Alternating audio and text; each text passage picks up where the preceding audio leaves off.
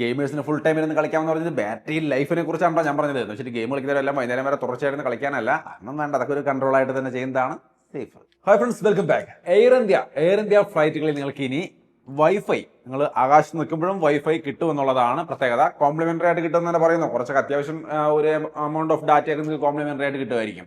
എന്തായാലും ജനുവരി 1 മുതൽ അവരത് ആരംഭിച്ചു എന്നാണ് പറയുന്നത്. ഇനി മുതൽ ഫ്ലൈറ്റിൽ കയറിയിട്ട് ഇറങ്ങുന്നവരെ ആരെയും കണക്ട് ചെയ്യാൻ പറ്റാതിരിക്കുന്ന ഒരു അവസ്ഥയില്ല. ഇനി ഫ്ലൈറ്റിൽ ഇരുന്നും നിങ്ങൾക്ക് വാട്സപ്പിലൂടെ ചാറ്റ് ചെയ്യോ അത്യാവശ്യം ചില കാര്യങ്ങളൊക്കെ ചെയ്യാൻ പറ്റും. എത്രത്തോളം വൈഡായിട്ട് പറ്റും എന്നുള്ള കാര്യം അതിൽ കയറി എക്സ്പീരിയൻസ് ചെയ്താൽ തന്നെ അറിയുള്ളൂ. പോയി നോക്കാം. ഇന്നത്തെ വീഡിയോ ഒരു ടെക് ന്യൂസ് ആണ്. ആദ്യത്തെ വാർത്തയാണ് നമ്മൾ പറഞ്ഞത്. എയർ ഇന്ത്യയിൽ വൈഫൈ വന്നു കഴിഞ്ഞു മറ്റുള്ള ഫ്ലൈറ്റുകളിലേക്ക് താമസിയാതെ വരുമെന്ന് പ്രതീക്ഷിക്കാം. സോ ഇന്നത്തെ ടെക് ന്യൂസിൽ കുറച്ചധികം ടെക്നോളജി വാർത്തകളുണ്ട്. ഒരുപാട് കിടിലം ഫോണുകളൊക്കെ ബഡ്ജറ്റ് റേഞ്ചിൽ ഇറങ്ങാൻ പോകുന്നുണ്ട്. എല്ലാ കാര്യങ്ങളും വരുന്നുണ്ട്. അത് മാത്രമല്ല, ആപ്പിൾ ഒരുപാട് എമൗണ്ട് ഒക്കെ ഇപ്പോൾ വീണ്ടും ഫൈൻ അടച്ചിരിക്കുന്നു. ആപ്പിളിന്റെ സിരി, അവർ സെക്യൂരിറ്റി ഏറ്റവും കൂടുതൽ പറയുമ്പോൾ തന്നെ സിരി ഡാറ്റ ചോർത്തുന്ന കാര്യങ്ങൾ, സിരി നമ്മൾ പറയുന്ന കാര്യങ്ങളൊക്കെ റെക്കോർഡ് ചെയ്ത് എന്തൊക്കെയോ ചെയ്യുന്നു, അങ്ങനെ ഒരുപാട് കാര്യങ്ങളുണ്ട്. അതൊക്കെ നമുക്ക് പറയാം. ടെക് ന്യൂസുകൾ കൃത്യമായിട്ട് ചെയ്യുമെന്ന് പറഞ്ഞതിന് ശേഷം പിന്നീട് 1-2 ആഴ്ച വീഡിയോയേ ഉണ്ടായിരുന്നില്ല. ടെക് ന്യൂസ് അല്ല, വീഡിയോയേ ഉണ്ടായിരുന്നില്ല. കുറച്ച് തിരക്കിലൊക്കെ ആയിരുന്നു. അതൊക്കെ കഴിഞ്ഞു. ഇപ്പോൾ ഇനി അങ്ങോട്ട് കൃത്യമായിട്ട് ടെക് ന്യൂസും എല്ലാ സംഭവങ്ങളും കൃത്യമായിട്ട് വരും. എല്ലാ ലോഞ്ചുകളുടെ വീഡിയോയും ഓൺ ടൈമിന് അതിന് ഇടാൻ ശ്രമിക്കും. കുറേ നാളായിട്ട് അതൊക്കെ പെൻഡിങ് ആണ്. സോ അപ്പോൾ നമുക്ക് ഇന്ന് മുതൽ ആക്റ്റീവായിട്ട് കാര്യങ്ങൾ ആരംഭിക്കാം. ഇതുപോലെ കൂടുതൽ ടെക്നോളജി വാർത്തകളൊക്കെ ഓൺ ടൈമിന് അറിയാൻ വേണ്ടി നമ്മുടെ ചാനൽ സബ്സ്ക്രൈബ് ചെയ്യാൻ മറക്കണ്ട കേട്ടോ. കൂടുതൽ അപ്ഡേറ്റുകൾ ട്വിറ്ററിലും വരുന്നുണ്ട്, വേണമെങ്കിൽ അവിടെയും ഒന്ന് ഫോളോ ചെയ്തിടാം. നമ്മൾ പറഞ്ഞ കാര്യം, ആപ്പിൾ ഒരു ഫൈൻ അടച്ചിട്ടുണ്ട്. ഒരു 95 മില്യണോ മറ്റോ ഒക്കെ ഫൈൻ അടച്ചിട്ടുണ്ട്. കാര്യം വേറെ ഒന്നുമല്ല, ആപ്പിളിന്റെ സിരി ഉണ്ടല്ലോ, നമ്മൾ ഹേയ് സിരി എന്ന് പറയുമ്പോൾ കേൾക്കണം സിരി. പക്ഷെ നമ്മൾ ഹേയ് സിരി എന്നൊന്നും പറഞ്ഞില്ലെങ്കിലും പുള്ളി നമ്മൾ പറയുന്നതൊക്കെ കേട്ടുകൊണ്ടിരിക്കുകയാണെന്നാണ് പറയുന്നത്. എന്നിട്ട് നമ്മൾ പറയുന്ന ആവശ്യങ്ങൾ അനുസരിച്ചുകൊണ്ട് പരസ്യ കമ്പനികൾക്ക് നമ്മുടെ ഡാറ്റ കൊടുത്തുകൊണ്ട് കാശ് വാങ്ങിക്കുന്നതായിട്ടാണ് മനസ്സിലാവുന്നത്. അതായത് ഇപ്പോൾ ഞാൻ ഇവിടെ ഇരുന്നുകൊണ്ട് ഐഫോൺ ഒരെണ്ണം വാങ്ങിക്കണം എന്ന് ഞാനിങ്ങനെ പറഞ്ഞാൽ മതി, എൻ്റെ സിരി ആരോടും പറയാതെ തന്നെ നമ്മൾ ഈ പറയുന്നത് കേട്ടുകൊണ്ടിരിക്കുന്നുണ്ടാവും. ഇയാൾ ഐഫോൺ വാങ്ങിക്കാൻ പോകുന്നുണ്ട് എന്ന് മനസ്സിലാക്കിക്കൊണ്ട് അതിൻ്റെ പരസ്യം ആരാണോ ചെയ്യുന്നത് അവർക്ക് വിവരം കൊടുക്കും. നമ്മൾ അടുത്തായിട്ട് ഫോൺ എടുത്ത് നോക്കുമ്പോൾ അതിൻ്റെ പരസ്യം അവിടെ നിൽക്കുന്നുണ്ടാവും. ഈ ഒരു അനുഭവം ചിലർക്ക് ഉണ്ടായി. അതിൻ്റെ പേരിലാണ് കേസും കാര്യങ്ങളും ഒക്കെ ആയത്. അതിൽ ആപ്പിൾ ഫൈൻ അടക്കി തന്നെയാണ് ചെയ്തത്. അതായത് ഉള്ളതാണെന്ന് സാരം, ഉള്ളതല്ലെങ്കിൽ പിന്നെ ഫൈൻ അടക്കേണ്ട ആവശ്യമില്ലല്ലോ. അപ്പൊ സിരി മാത്രമല്ല, നമ്മുടെ ഫോണുകളെല്ലാം നമ്മൾ സംസാരിക്കുന്നത് ശ്രദ്ധിക്കുന്നുണ്ട് എന്നുള്ളതാണ്. ഞാൻ ഈ പറഞ്ഞത് ഗൂഗിളിൽ സെർച്ച് ചെയ്ത കാര്യമല്ല കേട്ടോ. കൂട്ടുകാർ തമ്മിൽ സംസാരിച്ചുകൊണ്ടിരിക്കുമ്പോൾ അത് കേട്ടിട്ട് നമുക്ക് പരസ്യം തരുന്ന അവസ്ഥയാണ്. അതൊക്കെ ഭയങ്കര ഭീകരമായ അവസ്ഥയാണ്. ഫൈൻ കൊടുക്കേണ്ടത് തന്നെയാണ്. പക്ഷേ 95 മില്യൺ എന്ന് പറഞ്ഞാൽ ആപ്പിളിന് ഒന്നുമല്ല. ഒന്നിരിച്ച് എത്രയാണ്ട് കോടി ബില്യണുകൾ വരുമാനമുള്ള കമ്പനിക്ക് 90 മില്യൺ നിസ്സാര പരിപാടിയാണ്. എന്തായാലും ഫോണുകൾ നമ്മൾ ശ്രദ്ധിക്കുന്നുണ്ടെന്നൊന്ന് ഓർത്ത് വെച്ചോളൂ. പിന്നെ ഒരു സന്തോഷ വാർത്തയുള്ളത്, ഞാനൊരു PS5 സ്ലിം വാങ്ങിച്ചു. എനിക്ക് സന്തോഷമുള്ള വാർത്തയാണ്. അത് കുറേ കാലമായിട്ട്, വർഷങ്ങളായിട്ടുള്ളൊരു ആഗ്രഹമാണ്. ഒരു ഗെയിമിംഗ് സെറ്റപ്പ് വേണമെന്നുള്ളത്, ഒരു PC യോ അല്ലെങ്കിൽ PS5 എന്തെങ്കിലും വേണമെന്നുള്ളതായിരുന്നു ആഗ്രഹം. PS5 ഇപ്പോൾ എടുത്തു, PS5 സ്ലിം എടുത്തു. ഒരു പ്രശ്നമില്ല, അടിപൊളിയായിട്ട് പെർഫോം ചെയ്യുന്നുണ്ട്. കുറച്ചാൾ ഉപയോഗിച്ച് നോക്കട്ടെ, എന്നിട്ട് അതിന്റെ ഒരു റിവ്യൂ നിങ്ങൾക്ക് താല്പര്യമുണ്ടെങ്കിൽ തീർച്ചയായിട്ടും നമ്മൾ പോസ്റ്റ് ചെയ്യും. PS5 സ്ലിം ആണ് എടുത്തിരിക്കുന്നത്. ഡിസ്ക് ഉള്ളതല്ല, ഡിസ്ക് ഇല്ലാത്ത വെർഷൻ എടുത്തിരിക്കുന്നത്. അത് അതിന്റെ ആവശ്യമുള്ളതെന്നാണ് നമ്മുടെ സുഹൃത്തൊക്കെ റെക്കമെൻഡ് ചെയ്തത്. സോ അപ്പോൾ നമ്മൾ സ്ലിം എടുത്തിട്ടുണ്ട്, റിവ്യൂ താമസിയാതെ വരും. ഇനി അടുത്തൊരു കാര്യം, മോട്ടോ G05 എന്ന് പറയുന്ന ഒരു ഫോൺ ഇറങ്ങാൻ പോകുന്നുണ്ട്. 7,000-8,000 രൂപ റേഞ്ചിൽ വരുമെന്നാണ് കേൾക്കുന്നത്. ആ റേഞ്ചിൽ വരികയാണെങ്കിൽ നല്ല ഫോണാണ്. പക്ഷെ ഇതൊരു 4G ഫോണാണെന്നാണ് ഞാൻ മനസ്സിലാക്കുന്നത്. അതിനകത്ത് പക്ഷേ 1000 നിസ് ബ്രൈറ്റ്നസ്, ആൻഡ്രോയിഡ് 15 ഒക്കെ ഉണ്ട്. ഈ അടുത്ത ദിവസങ്ങൾ ഇറങ്ങിയ റെഡ്മി നോട്ട് 14 സീരീസിൽ ആൻഡ്രോയിഡ് 14 ആയിരുന്നു.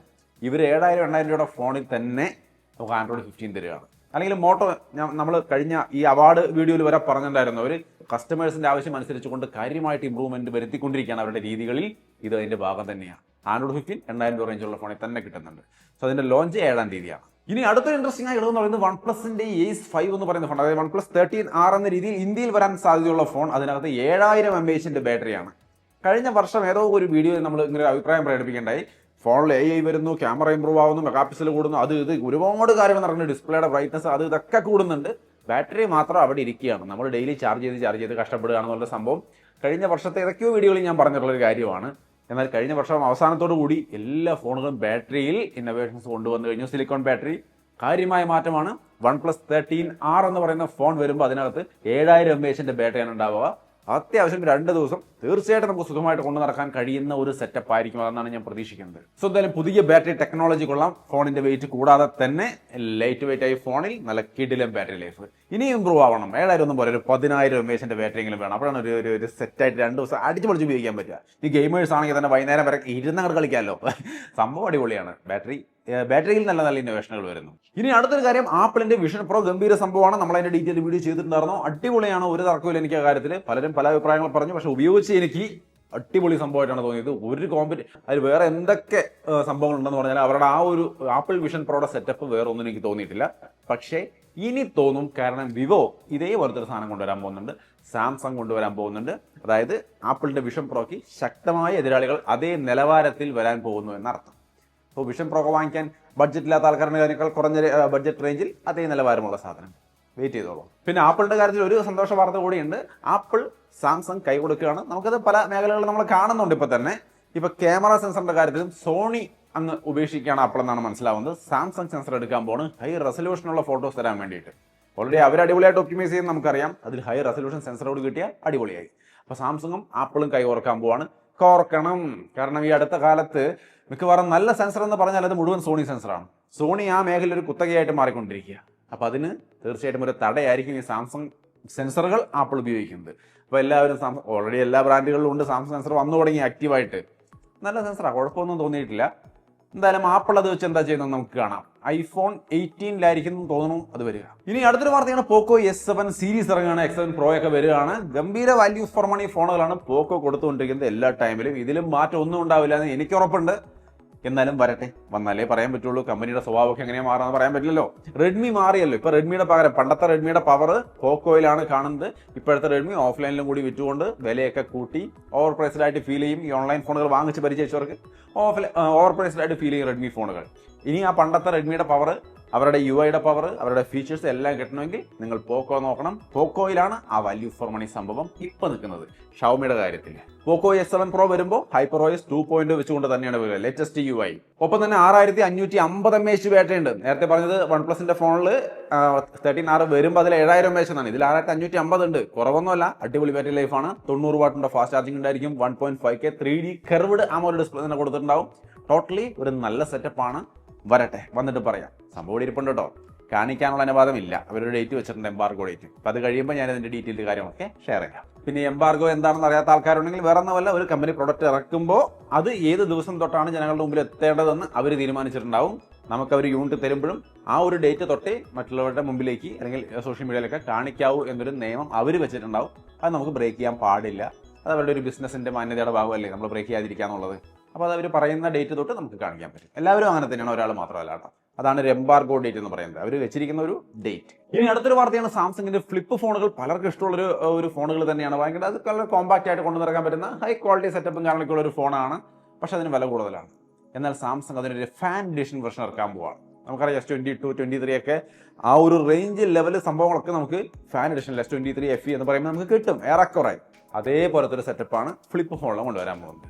നന്നായി, വരട്ടെ. ഇനി മറ്റൊരു സന്തോഷ വാർത്തയുണ്ട്. സന്തോഷ വാർത്ത വേറെ ഒന്നുമല്ല, ഈ എയർടെൽ, വോഡഫോൺ ഈ ടീമുകളെല്ലാം കൂടി പ്രൈസ് ഹാക്ക് നടത്തിയിട്ടുണ്ടായിരുന്നു. അതായത് വില കൂട്ടിയിട്ടുണ്ടായിരുന്നു. ഡാറ്റ, കോളിംഗ് ചാർജുകൾ എല്ലാത്തിൻ്റെയും റേറ്റ് ഉയർത്തിയിട്ടുണ്ടായിരുന്നു. അവരുടെ മുടക്ക് മുതൽ തിരിച്ചു പിടിക്കാൻ വേണ്ടിയാണ് അവർ ചെയ്തിരിക്കുന്നത്. നല്ലൊരു ഉദ്ദേശത്തോടു കൂടിയാണ്, അവർക്ക് നല്ലൊരു ഉദ്ദേശത്തോടു കൂടിയാണ്. പക്ഷെ ജനങ്ങൾക്ക് അത് ഇഷ്ടപ്പെട്ടില്ലെന്ന് തോന്നുന്നു. കോടിക്കണക്കിന് ആൾക്കാർ ഈ എയർടെലും വോഡഫോണൊക്കെ ഉപേക്ഷിച്ച് നേരെ BSNLോട്ട് പോയി. അതിപ്പോൾ വലിയ തിരിച്ചടിയായിരിക്കുകയാണ് അവർക്ക്. ഇനി അവരെന്ത് ചെയ്യുമെന്ന് കാത്തിരുന്ന് തന്നെ കാണണം. കഴിഞ്ഞ ദിവസം റിപ്പോർട്ടുകൾ വന്നതാണ്, നല്ല തിരിച്ചടിയായിട്ടുണ്ടെന്നത്. കോടിക്കണക്കിന് ആൾക്കാരാണ് വിട്ടുപോയിരിക്കുന്നത്. എല്ലാത്തിനും എയർടെൽ, ജിയോ അങ്ങനെ പക്ഷഭേദമൊന്നുമില്ല, എല്ലാവരും വിട്ടുപോയി. കാരണം എല്ലാവരും ഒരുമിച്ചാണല്ലോ പ്രൈസ് ഹൈക്ക് ചെയ്തത്. അപ്പോൾ ഈ ജനങ്ങൾ ഒരുമിച്ച് തന്നെ വിട്ടുപോകുന്നു. ഇനി ലാസ്റ്റ് 1-2 വാർത്തകൾ എന്ന് പറയുന്നത്, ക്ലൗഡ് ഫ്ലയേഴ്സ് അടക്കമുള്ള VPN ആപ്പുകളൊക്കെ പ്ലേ സ്റ്റോറിൽ നിന്ന്, ആപ്പ് സ്റ്റോറിൽ നിന്നൊക്കെ റിമൂവ് ആയിട്ടുണ്ടാവും. ആപ്പിൾ ആൻഡ്രോയിഡ് യൂസേഴ്സിനൊക്കെ നോക്കിയാൽ കാണാം, അതൊക്കെ റിമൂവ് ആയിക്കൊണ്ടിരിക്കുകയാണ്. കാര്യം വേറെ ഒന്നുമല്ല, VPN സർവീസുകളെ ഇന്ത്യക്ക് അത്ര താല്പര്യമില്ലെന്ന് തോന്നുന്നു. എടുത്ത് കളയാൻ പറഞ്ഞിട്ടുണ്ട്, അതുകൊണ്ട് എടുത്ത് കളഞ്ഞതാണ്. കാരണം ഈ VPN വെച്ചുകൊണ്ട് പലരും ചെയ്യുന്ന ഉടായ്പകൾ പിടിക്കാൻ ഇത്തിരി ബുദ്ധിമുട്ടാണ്. ശരിക്കും VPN എന്ന് പറയുന്നത് എന്ത് തന്നെയാലും നമ്മുടെ ഡാറ്റകൾ മറ്റുള്ളവർ ഒളിഞ്ഞു നോക്കി അല്ലെങ്കിൽ അടിച്ചു മാറ്റി ഹാക്ക് ചെയ്ത് കൊണ്ടുപോകാതിരിക്കാനുള്ള ഒരു പ്രൊട്ടക്ഷൻ ലെയർ പോലെ നിൽക്കേണ്ടുന്ന ഒരു സംവിധാനമാണ്. ആ രീതിയിൽ ഉപയോഗിക്കാനുള്ളതാണ്. പക്ഷെ പലരും പല തരികിട പരിപാടികൾക്കും ഒരു കവചമായിട്ട് ഈ VPN ഉപയോഗിക്കുന്നുണ്ട് എന്നുള്ളതാണ് പ്രശ്നം. ശരിക്കും മുമ്പ് ഗവൺമെന്റ് നിയമം കൊണ്ടുവന്നിട്ടുണ്ട്. നമ്മുടെ നോഡ് VPN ഒക്കെ ഇന്ത്യയിൽ സർവീസ് അവസാനിപ്പിക്കാൻ കാരണം അതാണ്. നമ്മൾ എന്ത് സെർച്ച് ചെയ്താലും അതിന്റെ റെക്കോർഡ്, സേഫ്റ്റി നമുക്ക് ഉണ്ടാവും, VPNലൂടെ പോവുള്ളൂ. പക്ഷേ അതിന്റെ ഒരു റെക്കോർഡ്, നമ്മൾ എന്തൊക്കെ സൈറ്റ് വിസിറ്റ് ചെയ്തതിന്റെ റെക്കോർഡ് VPN സെർവറിൽ സൂക്ഷിക്കണം. ഗവൺമെന്റ് ആവശ്യപ്പെടുന്ന പക്ഷം അത് കൊടുക്കുകയും വേണം. അത് തീർച്ചയായിട്ടും നല്ലൊരു നിയമം തന്നെയാണ്, കുറ്റമൊന്നും പറയാനില്ല. കാരണം വേണ്ടാത്ത കാര്യങ്ങൾ ചെയ്യാനാണ് VPN ഉപയോഗിക്കുന്നതെങ്കിൽ അവർ പിടിക്കപ്പെടണം. പക്ഷെ നോർമലി അത് ഉപയോഗിക്കേണ്ടത് നമ്മുടെ സേഫ്റ്റിക്ക് വേണ്ടിയിട്ടാണ്. പക്ഷെ അത് ശരിയല്ല എന്ന് തോന്നിയ സംഭവങ്ങളൊക്കെ റിമൂവ് ചെയ്ത് കളയാണ്. ഇപ്പോൾ എന്തായാലും VPN നല്ല രീതിക്ക് ഉപയോഗിക്കൂ. അപ്പോൾ നമുക്ക് നല്ല രീതിയിൽ തന്നെ നിലനിർത്താനും കഴിയും. സോ അത്രയുമാണ് ഇന്നത്തെ പ്രധാനപ്പെട്ട കുറച്ച് ടെക്നോളജി വാർത്തകൾ. ഇതുപോലുള്ള കൃത്യമായ ടെക്നോളജി വാർത്തകൾ ഓൺ ടൈമിന് കിട്ടാൻ വേണ്ടി നമ്മുടെ ചാനൽ മറക്കാതെ ഫോളോ ചെയ്ത് വെച്ചോളൂ. വീണ്ടും ഒരു വീഡിയോ കാണാം.